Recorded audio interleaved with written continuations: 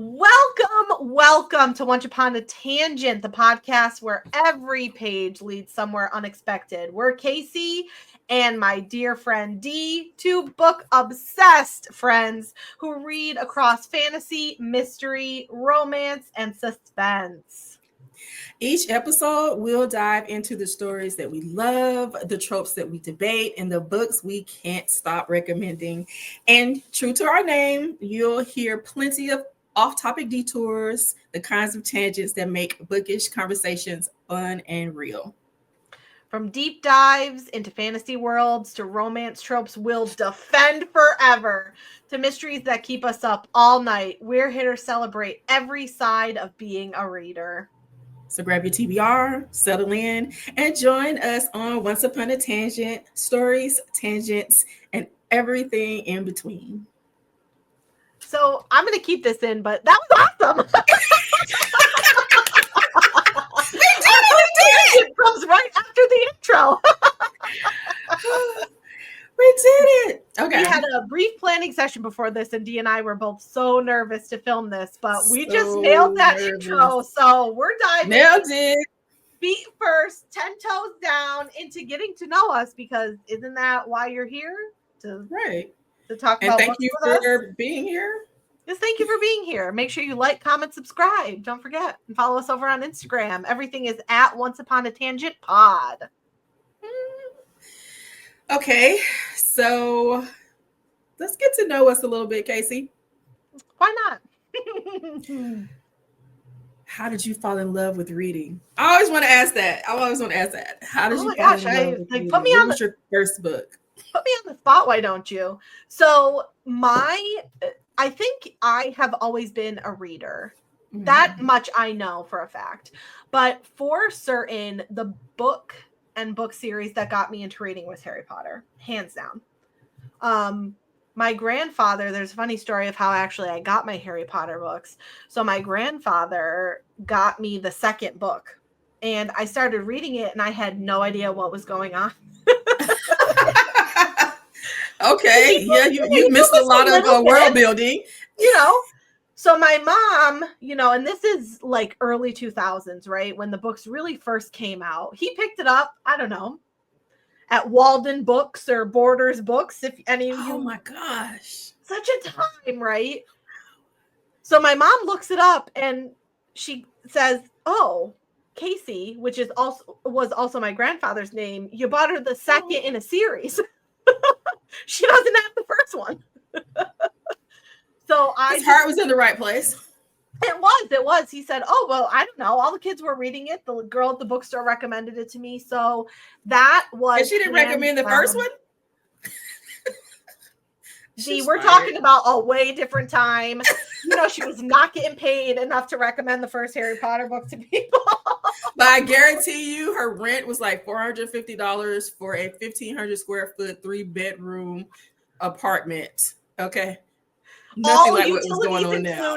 Yes. This was a time before people had internet, really. Before everybody had a computer. A house phone. Yes. A house phone. The answering machine times. D and I, another tangent. D and I we do have a little bit of an age gap, which is a trope also that I love. But I can still remember some things. I'm not that young. Yeah, well, you said Walden and Borders. Oh, I remember being sad when Walden Books closed. Like when there were three major bookstores, because Barnes and Noble was around, but we had Borders, we had Walden Books, all at the mall. But Barnes and Noble before that was never somewhere I shopped for books. Wow.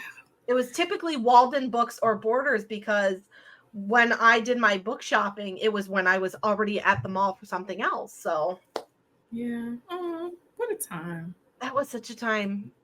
My mom knew she could drop me off in Walden Books and go do her thing. And I'd still be there, fully engrossed. Still be there, touching the books. Yes. That's where I got my first planner. It was one of those clear vinyl planners. I got it. I still have it. In my bottom drawer of my bedside table. Yeah.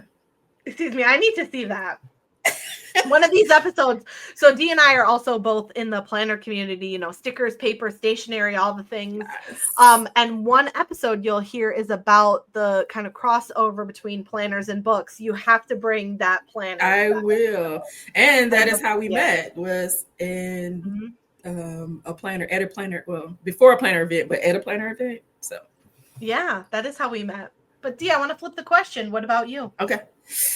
I again, age gap. I don't remember. My mom is a reader. She loves true crime. So there are a lot of that. When I was growing up, there was a lot of true crime books around the house. They had like pictures of the bodies and The real people crime covers. scenes, like before censorship was censoring, I guess. I don't know. But no, you're right. Because it was just real and, you know, glossy pictures. But I don't remember the names of her books. I just remember them being there. And she's still a reader. Like, she loves a stack of books for a birthday, Mother's Day, whatever. But the first she's one of us. yes, she is. The first book series I remember reading and being fascinated with was Boxcar Kids, which is 100,000 years old and it's 17 million books in it. But my teacher read the first book to the class. Well, she didn't even finish it. The school year ended because it was a treat. It was like, if you guys are good, then I will read this to you. So that didn't always happen. But I was so fascinated by the story because, and I think I love mystery. And she still does. She's the one who really got me into it. Thanks. Mm-hmm. It's my pleasure, as you know. I'm glad I could add a little bit to your world. Yeah. But I think that is my first segue of loving my own, having my own, you know, stories I could actually supposed to read. But I also wrote a dirty story when I was 11. I was smutting before smut was smut. And now you're not even really so much a fan of the smut. I'm not a fan of it. I need a plot though. I need a plot. You need some emotion between the ears. Okay. Yeah. I don't want to just be settled into your sex. I want to what's going on in the world around you? Why are we here? He is also an author. You can check out her author page. Just D author at just. But that's not what we're here about. Don't talk about that. I want to talk. No, we're definitely talking about it because you have, I think, a different perspective because you're writing books, right? I'm really just consuming them as a reader, but you're writing them. So what, how do you get consume them too, though? I read a lot. I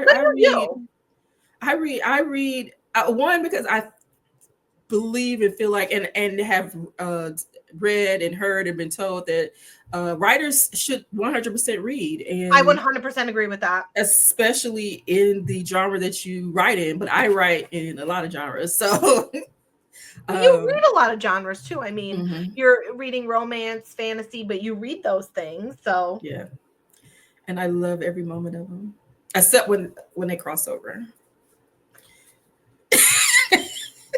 Okay. When romantasy hit the scene, that destroyed my world a lot. So, I mean, that's a good segue into one of our favorite genres because I am a huge romantasy reader. I think that so a little bit of a background on me. So I went to law school, and for 4 years of my life going to law school, studying for the bar, taking the bar exam, I did not read really. I read a little bit in college, but not so much. And the book that really got me back into reading was A Court of Thorns and Roses by Sarah J. Maas, which I know. That's another episode. That's a whole other episode. But I really can't help myself. I just eat the romantic, I just can't help myself. It's nothing wrong with romantasy. But I get what you're saying. I enjoy romantasy a lot. And because so many authors put romantasy out now that it's hard to find high fantasy stuff. I agree. High fantasy reads. And now a lot of high fantasy is written by men. Nothing wrong with it, but some of them do lack a lot of emotion. Yeah. Except our favorite, Mr. Sanderson, if you're Mr. ever Sanderson. watching this. But I have to work really hard to find the romantasy that is more fantasy romance than just romance fantasy. I understand that. So you're still looking for the fantasy elements. Mm-hmm. And if there's romance, cool. Like romance is the background. Is the background. Okay. And I don't mind it either way because I am a really high fantasy reader. You know, in middle school, I had my little mass paperback copies of Lord of the Rings in my little Catholic school. I don't know what business I had reading Catholic school? I did go to Catholic school. Me too. My little uniform underneath my we have a video, but for our audio listeners, you know, sitting underneath the desk with my little mass paperback flipping because sneaking reading. Oh, I couldn't help that myself. Fantasy stuff was being blasphemous.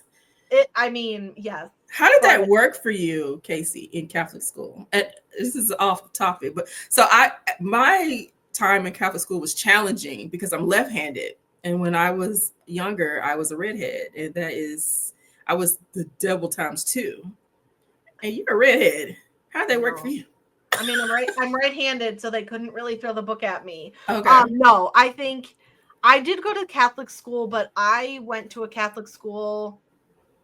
There were a lot of denominations, so I don't think I went to a Catholic school like you hear horror stories about Catholic school. Okay. I think it was Catholic school light. Nice. It more happened to be where I'm from in New York. The public schools are not very good, if I'm just being very frank with you. So I'm not going to say most people, but people who can afford to do so, whose children, you know, want to learn, they typically send their kids to private school. Okay. It's definitely more,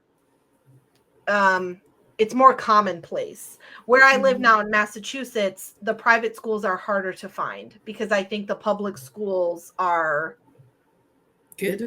I think they're pretty good. Not so much where I'm from in Buffalo. So I think it was a Catholic school, yes. And we did go to mass and we did have religion class, but it wasn't a Catholic school. Like I think we're just Catholics. Mm-hmm. Right. It was more just a private school where they taught religion. Okay.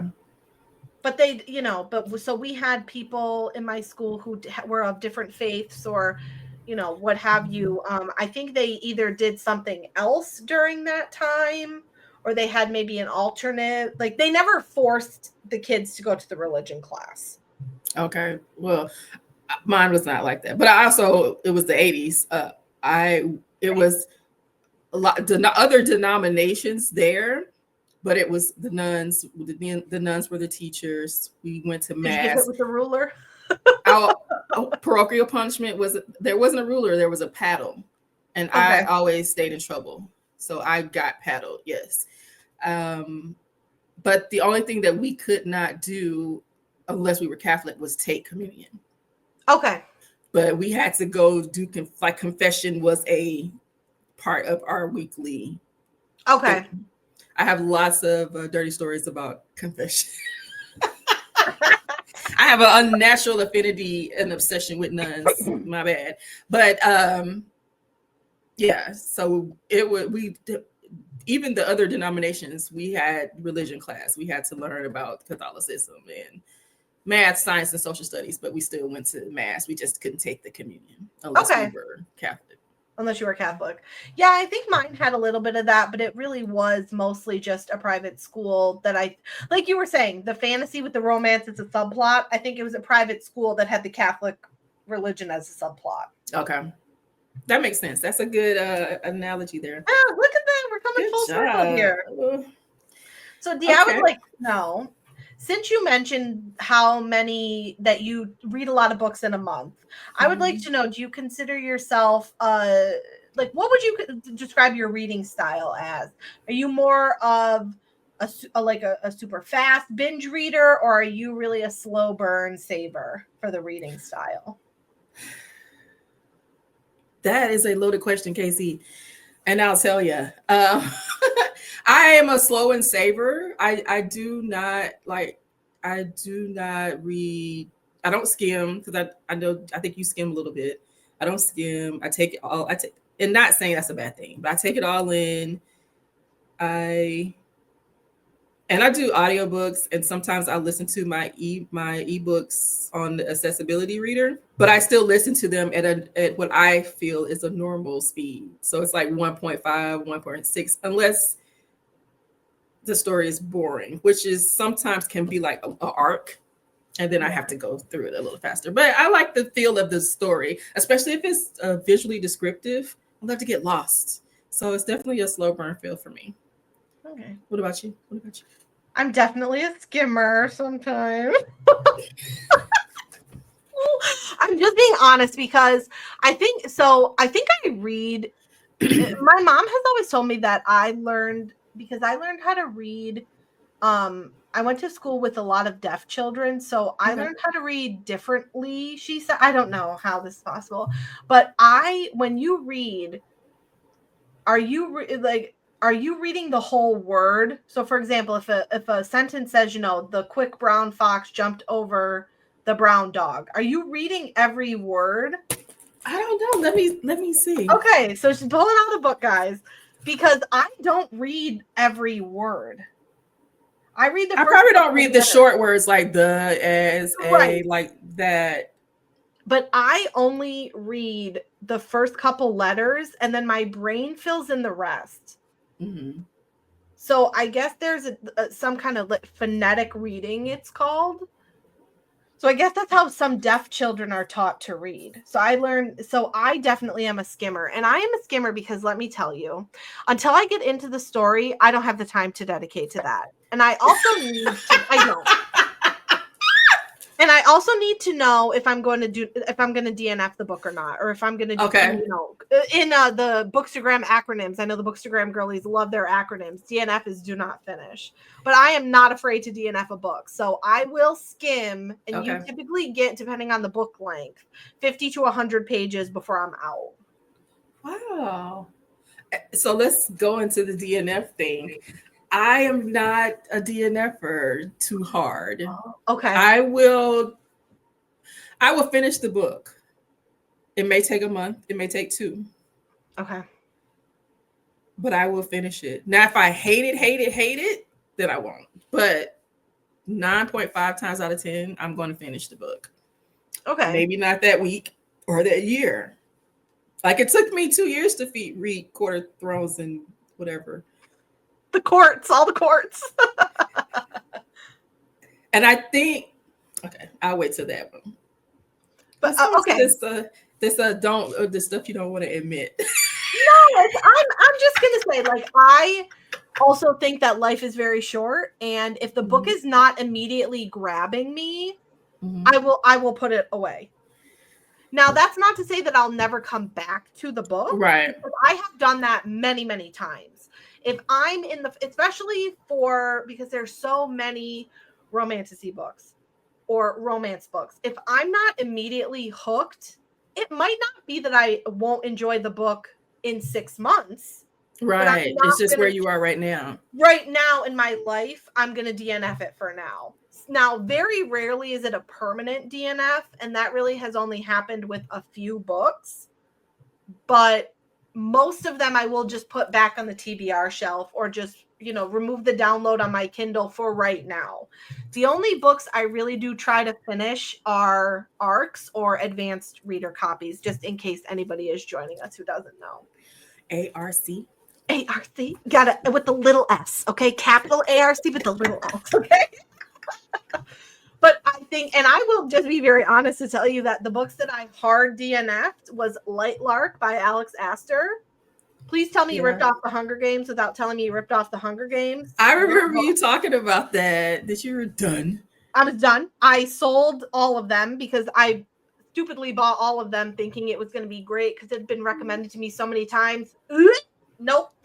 The girlies love it. They were loving it. Oh, and I'm even afraid to read other books by the author. I think I need some time still. What's their name? Alex Astor. She wrote a book about, it's a summer romance in New York City type of vibe. I think for now I'm gonna pass on that. And the other book that I hard DNF'd was Magnolia Parks by Jessica Hastings, which I know some people are gonna come for me for, but I thought that was one of the worst books that I ever suffered through almost 200 pages of. So we're done with that. Sorry, never heard of it.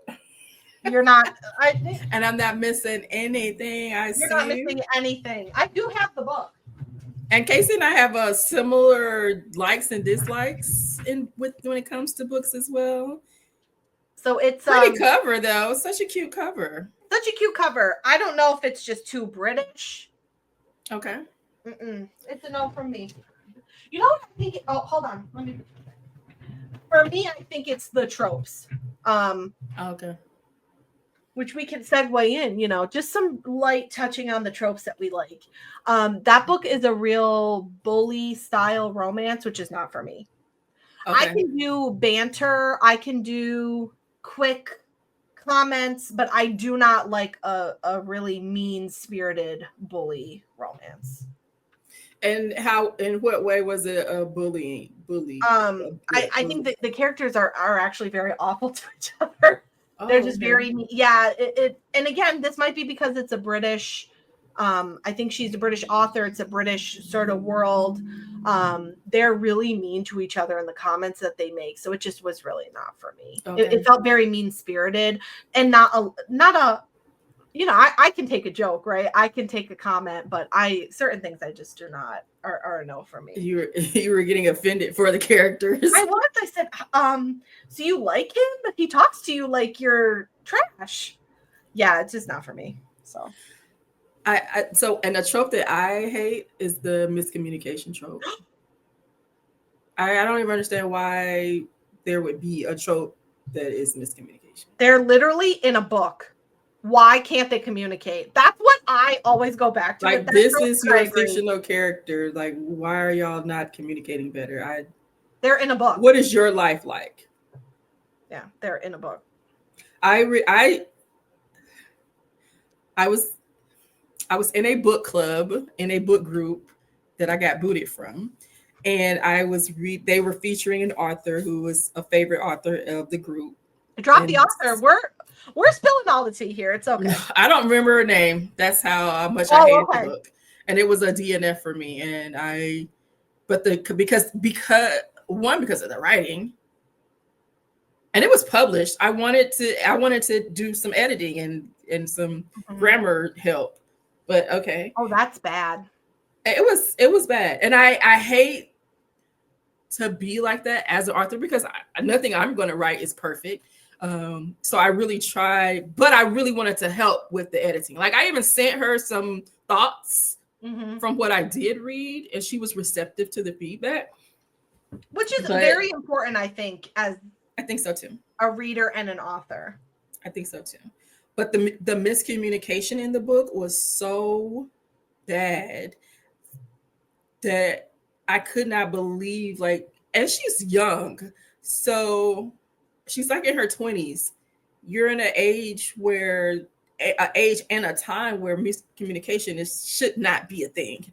Right. Everyone should be speaking truth in their feelings. So why the fuck is there a miscommunication trope? I agree. Yeah, that one is also not for me. I think I am in the realm, and I also do not, I personally do not like the accidental pregnancy. I don't think people need to be, I'm okay with the single mom, single dad, or where there are children in the book, but I don't like. I hate it when there are kids in the book. I don't want to read anything about no damn kids. But a lot of times they're not really that prevalent. But I don't like when they go through the whole pregnancy thing. I just would rather not. Don't surprise me with that, please. I don't want to be surprised with that. Let's give some positives. So what is briefly, give us one or two. What's a genre or a trope in any, or a trope in any genre that you really always come back to? I love enemies to lovers and forced proximity in romance, and sometimes in fantasy. Yes. Romance. They're the best. Enemies to lovers should give really good banter, really good angst. And I particularly like it when it's enemies to lover, but one of them, like, I like you a little bit, but I don't want you to know it. So I'm going to keep it to myself and still talk shit to you. It's the tension, that The tension. tension. Oh, I also love enemies to lovers. And funny enough, I read a friends to lovers arc recently. Okay. And it was just different. I said, why don't they hate each other? Why are they, having movie night or, going to the water park? It was just not for me. The book was good though. I read a friends to lovers, and it was at the time, it was a new to me author. And it was literally two best friends, and she was an author, and she had put out a few books where the sex in the book wasn't good anymore because she had went through a bad breakup with her fiance. Okay. And she asked her best friend if he would give her some so that she could get back to writing. And he was like, all right. And he fell in love with her, but he already was in love with her. Okay. They had just been best friends for so many years. It was really, really, really good.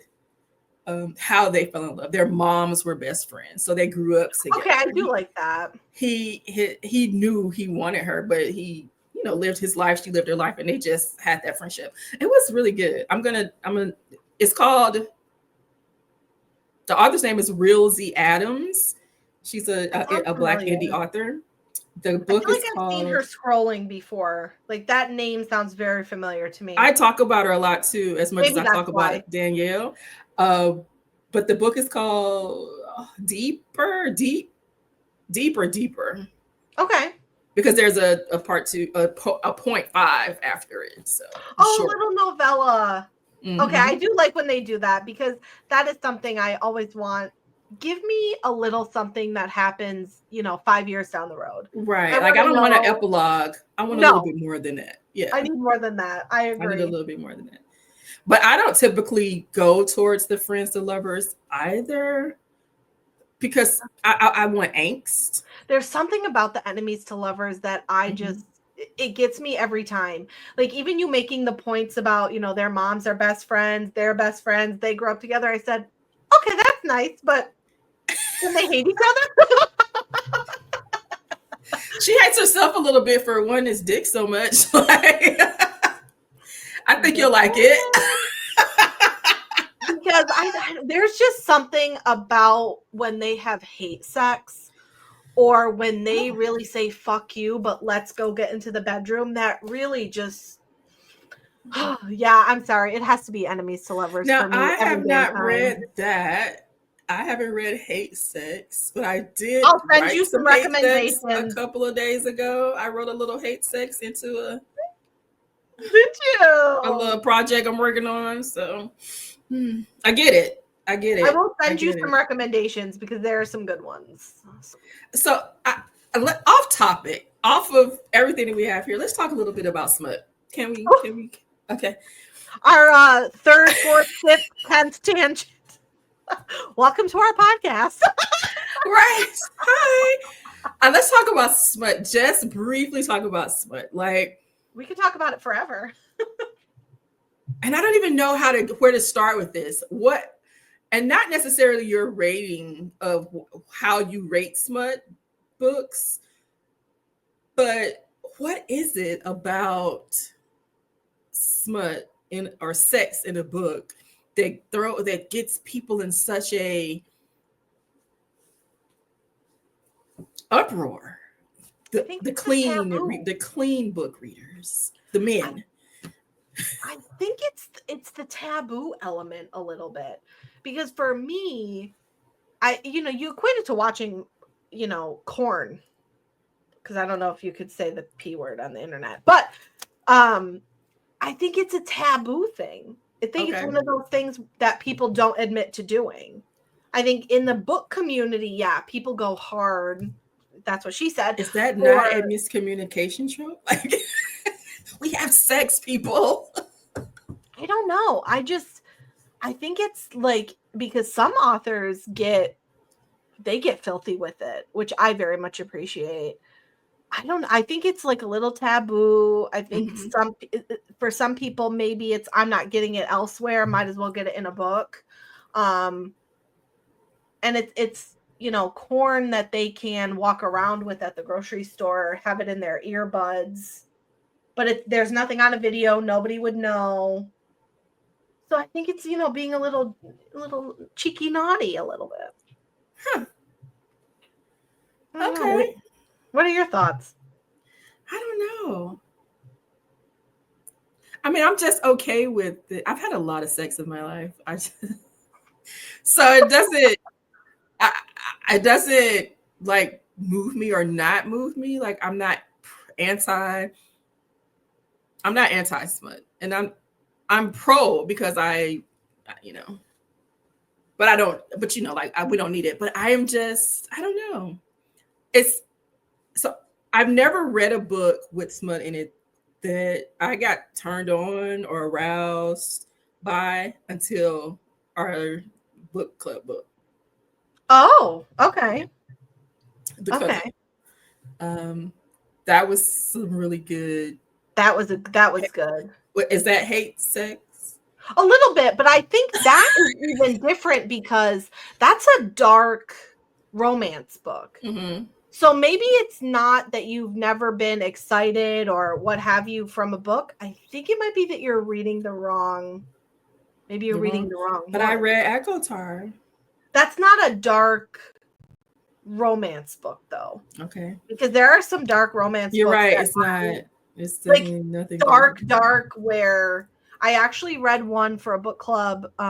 You actually commented on the cover, Promises and Pomegranates, which is a Hades. Oh, such a pretty cover. Yeah. Pretty cover for a filthy book.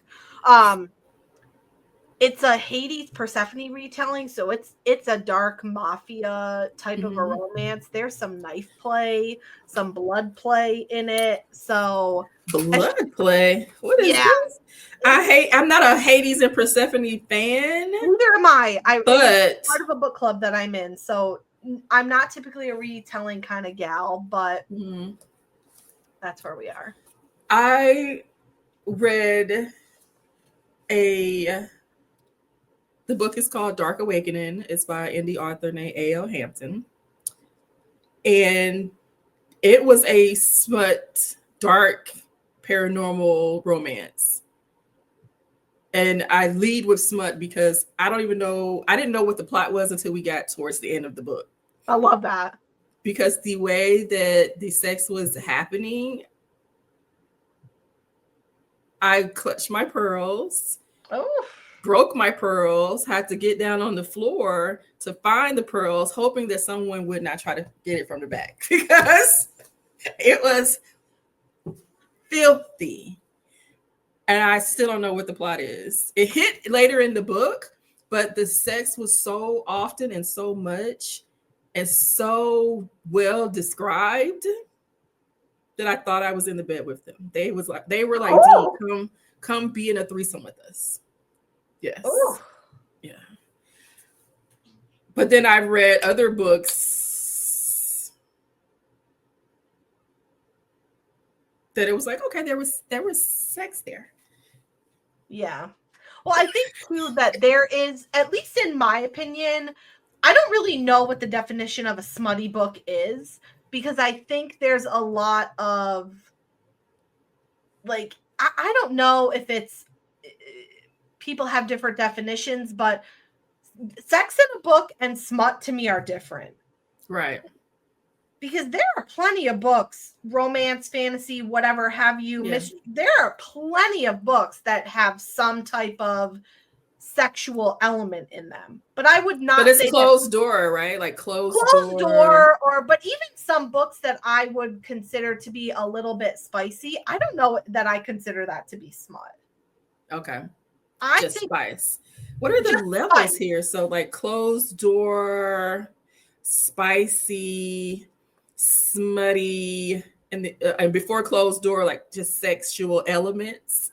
I think, yeah. So it's people rate them differently, which I mean, honestly, we could have a whole episode discussing smut versus romance or smut versus sex, because I do think they're different. I think there's, maybe some light kissing, maybe, some arousal is described. For some people that's level 1, or level 2, because closed door maybe is level 1. Maybe, some more than kissing. I think it's like the baseball bases, right? Where you get to, like, smut for me is when you get to the not fourth base, but the third rounding home, like you were describing, clutching my pearls, I yanked them right off. That to me is smut, which doesn't happen very often. That was a first for me, and I'm also seeing a lot where books are more smut than plot. Yes. Is that not erotica? And then we could stop, like put it in that genre of fantasy. Again, where do you draw? Where do they draw the line? Because and it's definitely perception, and it's definitely subjective. It is, because I need a plot. When there's no plot and it's just all sex, that to me would lean more towards an erotica type of a book. But if I'm a little bit uncomfortable, maybe I'm blushing a little bit, or I gotta clutch the Kindle or the book, that to me can be a nice smutty book, right? But I do think there's a difference. But I think it's so subjective, because I think even a book that maybe I think is spicy, somebody would say, oh my gosh, that's an erotica novel. And I think that what our book club read for February, The Dirty Girl. Oh yeah. When we had to create a rating system to talk about it because it hit different. It hit all of us differently. It did. Well, it hit them differently than it hit us. Because it was lovely, but yeah. I liked the frequency in which but I agree. But I think some people, and that had a very minor plot, but some people really liked that book. Because somebody went to the next book, and we haven't thought about it since. And I bought it, but I didn't read it. Okay. But that's okay. I do think we need to cool off a little bit talking about spicy things. So earlier in the episode today, we talked about, what book got you into reading, or really what was your earliest bookish memory. I would like to talk about what your favorite memory is, because I have some that I wish authors still did. The whole going to a midnight release for a book, waiting in line for a book to be released the next day, which I know Harry Potter is very controversial, but Harry Potter, Twilight, when those books came out, it was a global phenomenon that the book was coming out. Yes. It was, everybody knew about it. You're finding books at grocery stores, gas stations, on the side of the road. Everybody and everybody. No, but really, you're going everywhere to get these books. You're buying tickets to midnight releases, dressing up. Yes. That is, I think that's an element of the book community today that I really miss. And I never had that experience. Going to the library when I was a kid was like my bookish experience. I know that there are some midnight releases that still happen. But I've never gone to one, and I want to. Okay. That is going to be my goal. Somebody is having a midnight release somewhere. I think you're going. The young lady who did the fanfic, Manacled. Oh, Manacled, yes. And they changed the name to something that starts with an S. There is a midnight release party here. Oh, okay. Somewhere. But even I think that I'm gonna go. Is different, because that's not a I just it's not when I haven't read the Twilight books in so long, but the last book, is it Breaking Dawn? Honestly, Breaking Dawn. Yeah. Okay, it is. I'm right. I was gonna say Twilight Girl. Good job. Come for me right now. But I remember everyone I knew knew someone or was going. Everybody was going to get that book. But think about it. Books now, indie authors, self-published authors, and I don't want to say oversaturated, but what was released in the late 90s and early 2000s was so minimal. True. And now you can get a book tomorrow, and it's still a good book, but there hasn't been a series that's been released that gives that feeling. You're okay. You know what? I 100% agree with that. That epicness that, the Harry Potter or Twilight and even maybe Hunger Games gave. People love ACOTAR, and it's still talked about everywhere. I'll never shut up about it. Sarah J. Maas could release another series and it still won't get talked about as much as ACOTAR. It's true. I love the Thrones of Glass. That was my favorite. Agree. So we won't. I don't think that we will get that feeling again. Our world is so oversaturated with celebrity and books. Yeah. I do agree with you. I think that's an interesting point because we were talking about before we started recording how you mentioned somebody had posted the September book releases, right? And for people to make a whole post about that to me means if they're including, let's say, 15 books that will be released in the month of September, how many books are being released in the month of September that they did not include? Right. There are people on Instagram who go to the bookstore every Tuesday because typically I find books. Yeah, that is the normal release day. And in the traditional publishing world. So every week to Barnes and Noble or wherever they're going to show, not necessarily buy, but here's what released this week. Yep. And sometimes they're showing 10 plus books in 1 week. So I definitely agree with that sentiment that I don't know that there's been a really epic series or even just book that has really united a world like those books in the 90s, early 2000s, even into maybe the 2010s. Yeah. Because I think Harry Potter was super popular, like when Titanic, the movie, came out and it stayed in the theaters, left the theaters and came back. And then like in the 40s when Gone with the Wind, and they had these huge release week parties, So books just don't have that anymore. And so there's so many authors and so many good authors, traditional, indie, self, whatever. However, we're just going to have to find an author and make them a big deal. All right. If you would like to be considered, hit us up. You're right. All right, I think we've had some really great discussion for our first episode. I want to do some rapid fire this or that. Okay. We'll do some rapid fire. So we're going to do, do you crack the spines or do you keep your books pristine? Pristine. I agree. I very much am the person who will I won't even keep the book open. I will move myself to read the pages so it doesn't crack that spine. Do you let people borrow your books and not return them, or you want them back, or you don't let them borrow? I don't let people borrow my books. Because I don't know. First of all, I don't know how they're going to take care of them. Second of all, what if they write in them? What if they write in them? Or what if they dog ear a page? Then I'm going to get the book. They bend the cover. Right now, I don't either. I let my son and his girlfriend, I wanted them to read The Naughty List. Oh, okay. And so I've been stressing about it ever since it went into I agree.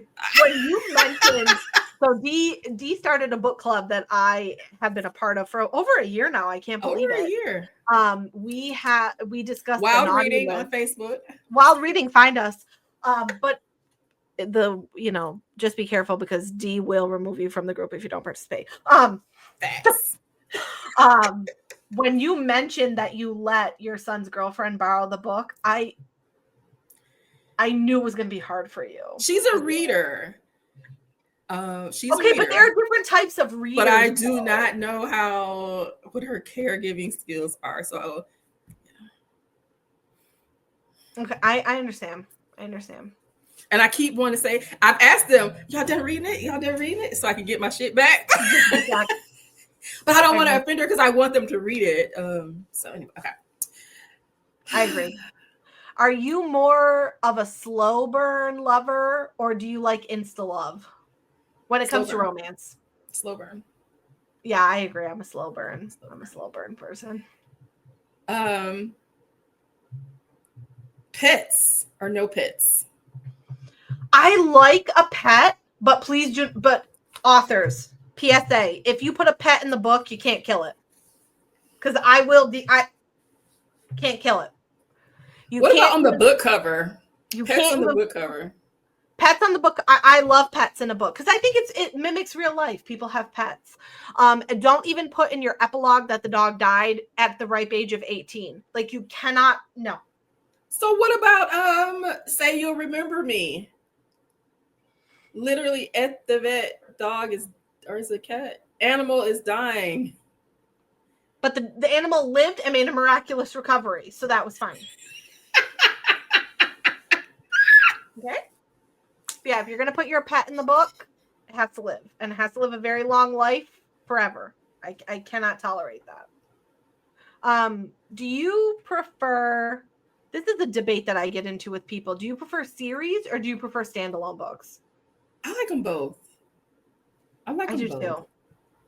Especially if the series is good, that means I get a little more.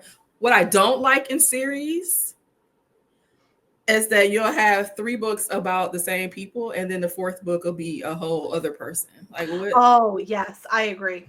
Did I get closure? What is happening? I agree. Just do a trilogy and stop. Yeah. Or make it a world, because I really do like interconnected standalone books where the characters pop up, but they can maybe be read in any order. You're still in the same world. They go to the same restaurants or right. I like that. I think I like that too. So when you end when you're reading a series and it ends, do you want a cliffhanger or do you want closure on that particular book? Wrapped up endings. I think if it's ending, wrap it up. I don't want a cliffhanger if you're not going to give me another book. But I also think it would depend on what the cliffhanger, like what type of book it is, right? If it's in a fantasy book, a cliffhanger probably means you're going to give me another book. But absolutely. In a romance, I'm okay. Like a romance, I'm okay if they don't get their happily ever after and if it's not neatly tied up in a bow. But in a fantasy, don't come for me with a cliffhanger if you're not going to give me another book. Okay. That's me. And please don't die before you finish writing the other book. Like stay, start walking, eat better, drink water. Railroad. George, Railroad, we're looking at you. Railroad. Please. I agree. Come on, George. So I know we've spoken quite a bit about fantasy, romance. Since you are more of a thriller reader than me, what is your preferred thriller sort of tropes? Do you like an unreliable narrator, locked door? I know I'm hitting you today. I love a locked door. I love locked door. I'm a huge Agatha Christie fan. There is nothing like having people locked in a house, hotel, resort, chateau that makes a crime delightfully fun, especially when everybody is unreliable AF. Oh, I love an unreliable. It's like narrator. an episode of Big Brother. It is like an episode of Big Brother. You can't trust anybody. Everybody is lying. You're so right. And you have to figure it out. The only downside is that sometimes there is like it just so happens that somebody is a detective. I love Amateur Sleuth. That is another one that I like, but not, how do I say this? I enjoy cozy mysteries, but I love an Amateur Sleuth in a suspenseful, psychological thriller murder mystery. Like, let Natalie solve the crime because she's trying not to die. Right. Okay. I understand that. I get what you mean. Not Agatha, who was the librarian solving the crime because she's just a nosy ass little old lady, which is fine. There's lots of those. I enjoy a little cozy mystery. Those are palate cleansers, but yeah, those are my favorites. An unreliable narrator, a good red herring, and the setting too. I discovered for our book club, I know we keep mentioning it. We read With a Vengeance by Riley Sager. Yeah. I honestly don't know how to pronounce your name, sir. And I really enjoyed. Come on and tell us the train setting. Could you imagine if he came on our podcast? I really enjoyed the train because I think it gives a little bit of that locked door. Yes, absolutely. Expanded to the whole train. The whole train. So you don't know. Right. I really liked that. So we will definitely be diving into some train buddy reads because I just discovered. I think our next book club is on a train too. Yes, our next book club is on a train. So you'll hear more about that as we force our book club members to to go along with us. Hey, we're going to be recording this. Be prepared. Thank you, guys. Yes, thank you. So now I feel like the readers, our listeners, I think, have gotten to know us a little bit better. But now we're going to get a little uncomfortable for a second, if you don't mind. Okay. I want to know, what is a book that you would never... So I'm walking down the street. I see you at Barnes & Noble. You're picking up a book that I love. So, of course, I want to yap to you about the book. But what's a book that you would be caught dead and you would never admit to loving in public? Or on the internet or wherever?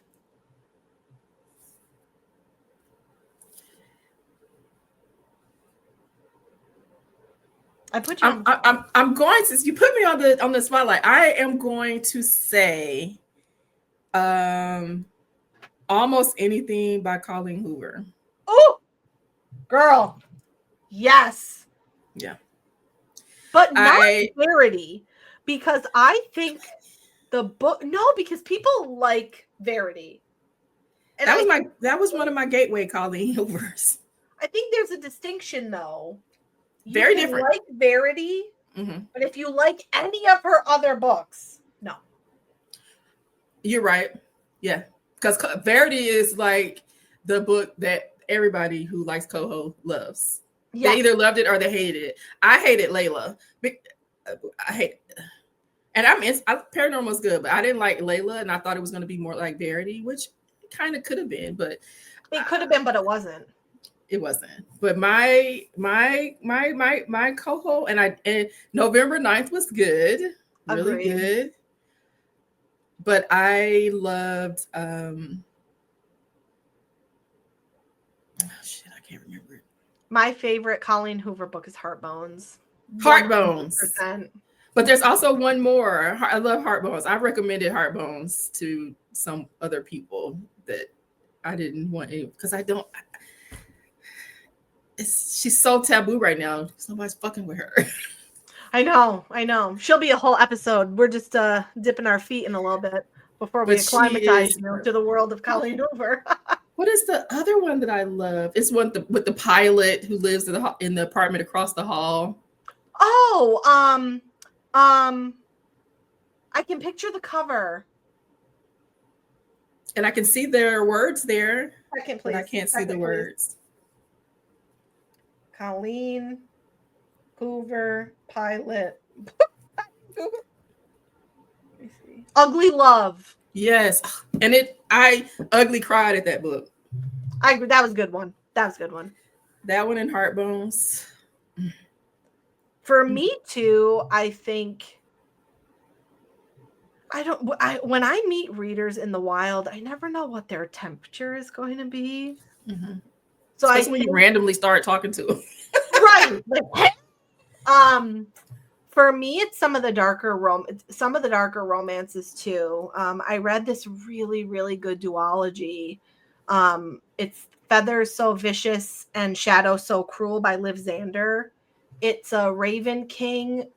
I think I don't know what the duology is called, but it is really a little bit, it was dark and it was very spicy, but I think of the darker romance, especially because there's so many people who read no spice romance books, that I never know where I'm going to be on their radar.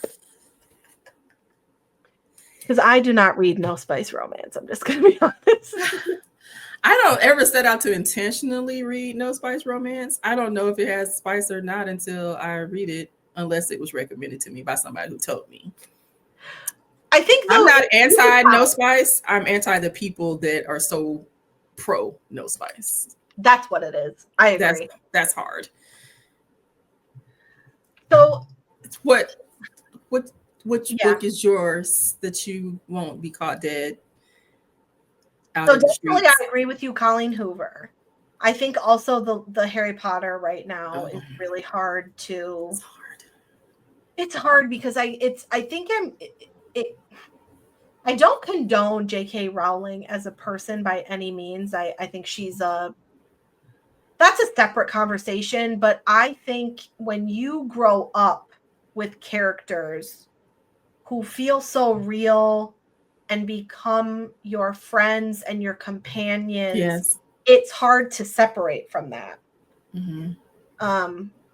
I didn't have a lot of friends when I was younger, but I always had the characters in my books. Yeah. Right. And I had them as friends, and I think there's such a beautiful story and a beautiful message in the Harry Potter books for everyone, right? Nobody should live in a closet. Friendship is the most powerful thing in this world. Love is the most found family, found family, right? I think so. That is hard for me right now. It's hard for me as well.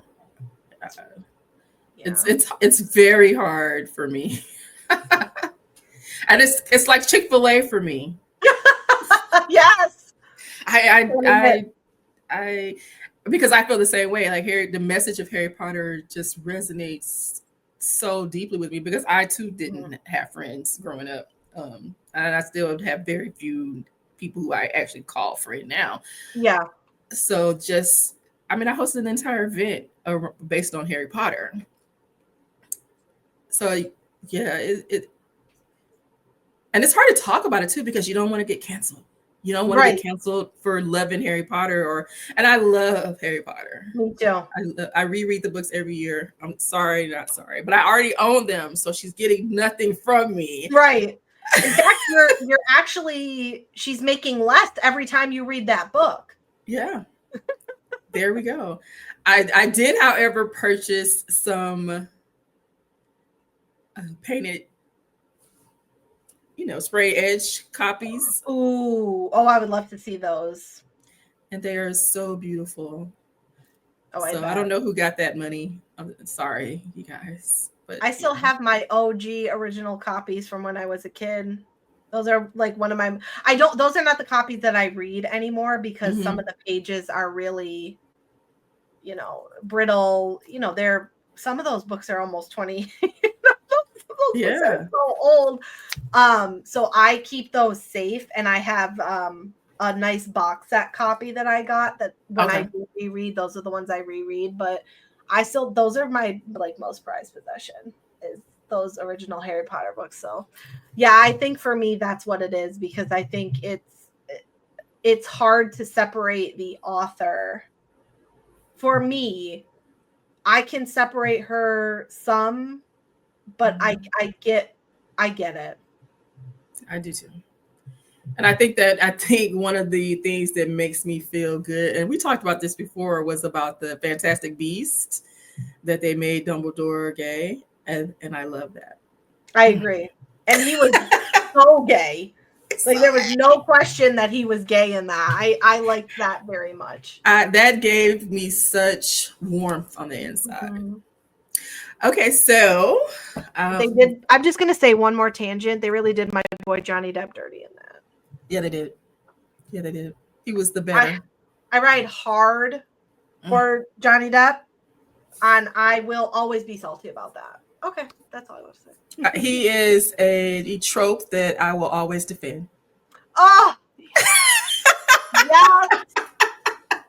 I love Johnny Depp, and I remember when he was uncanceled, and he was in the Rihanna Fenty show. Yes, and he was fine. He is fine. He still is. He has, at every stage of his life, every stage of his career, he has just gotten better. Mm-hmm. He's fantastic. Like fine wine. He's like fine delicious wine. Red wine. Oh, I agree. Okay. So now that you know a little about us, let's tell you what you can expect from our podcast, Once Upon a Tangent. Throughout the coming episodes, we'll be diving into all of our favorite genres: fantasy, mystery, romance, suspense. Some episodes will be deep dives, like exploring what makes a great fantasy starter pack or why certain mysteries keep us up all night. Others will be fun trope talks, where we break down the romance tropes we'll defend forever.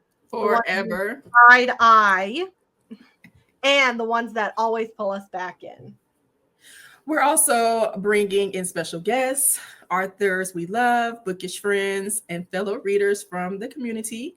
These episodes will give you even more perspectives and, of course, plenty of unexpected side conversations. Our episodes will drop bi-weekly, so you'll have a new one to listen to every other week. That schedule gives us time to bring you thoughtful, fun conversations without rushing. And we want all of you to be a part of this with us too. Make sure you follow us on Instagram at Once Upon a Tangent Pod. Subscribe to our YouTube channel at Once Upon a Tangent Pod. And don't be shy. Share your tangent, send us your book recommendations, or drop your hot takes on what we're talking about in the comments. Some of your ideas might even show up in a future episode. And that's it in a nutshell. Genre deep dives, trope debates, guest chats, and plenty of bookish fun. We can't wait to share it with you all. Thanks for hanging out with us on Once Upon a Tangent. If you enjoyed today's episode, subscribe to our YouTube channel. Again, Once Upon a Tangent Pod.